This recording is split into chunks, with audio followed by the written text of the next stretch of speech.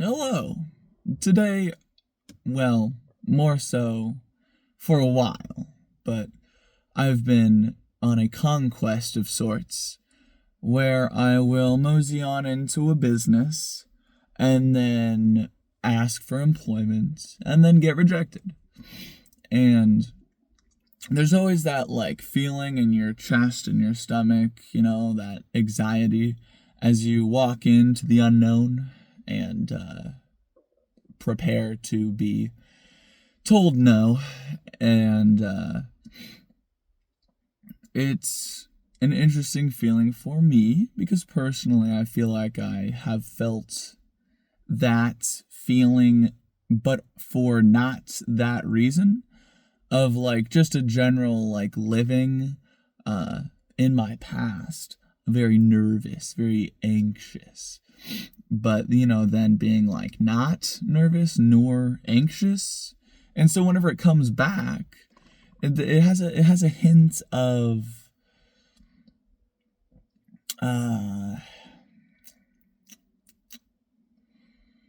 what's the word to describe such a feeling? It feels like, I wouldn't want to say home, but like something I'm used to. And whenever it passes, it's whenever it comes and it goes, it's not really that difficult for me. And so I have a bit of a tolerance I've built up, I suppose, for that feeling, that anxious feeling of whenever you're preparing for the unknown and rejection. And something that I think is similar to that is my, doing this whole speaking to a camera thing to some people is very, very, frightening. I don't mind it as much. I'm a hip youngster, so I'm ready for the new things, I guess. And but originally, I was still a little frightened. Putting it up there the first time, don't know what to say, don't know what I'm going to say. But now this is just, something I do. And I think eventually, now I don't know if it's possible, but if you do it consistently enough, you can get that whole, I guess it would be called something like a cold call of just walking into a business, rearing for rejection as you give them this new opportunity that there's no way that they can not take because it's so good, or whatever, however you want to sell yourself. But either way, it's probably something you can get used to, just rep it out. You can pretty much do anything that way. Even if it's difficult, you kind of have to get the right setup eventually,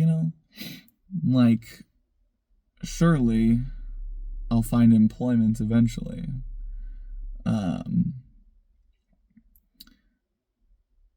But among other things, this can also be, I guess, used for dating advice of walking up to someone you're interested in, I guess, and then, saying you're interested in them. I could also imagine that would be terribly frightening for many individuals. But with enough practice and, I guess, an willingness and understanding that it's no big deal, really, that you could probably eventually find a partner the same way you could probably eventually find a job. And that's interesting because there's this friction there, I guess, of, you being frightened by that thought, that idea of just, walking up, starting a conversation, someone you don't know, and, I guess, being honest with them and telling them your intentions. And as it turns out, if those, I guess, align, then you have successfully, I don't know what to call it, succeeded, You went in with your intentions. Those intentions were, aligning, and don't mind my green finger. And it just happened to work out. There's, I guess, you miss every shot you don't take, but eventually you whenever you're shooting enough, you kind of get used to it.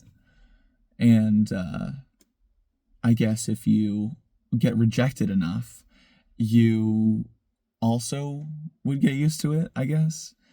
And a lot of opportunity arises from that willingness to take a chance of either getting rejected or someone, I don't know, buying into your idea. Nowadays, I believe, I have no authority on speaking on this, but imagine I were someone in the business, then if I wanted to succeed in the business, I would need to know the correct people in order to, get things done, in order to make the money, in order to provide a service. It's all about what goes into the service, of purpose, a purpose statement, not a mission statement, a purpose statement, the reasoning behind it. Whenever you have this ideal to look to, and you know some people that can help you get there, or that understand the system they're working in, then you can make it. This is all very ambiguous, but I think it still applies nonetheless. It's not what you know, but who you know.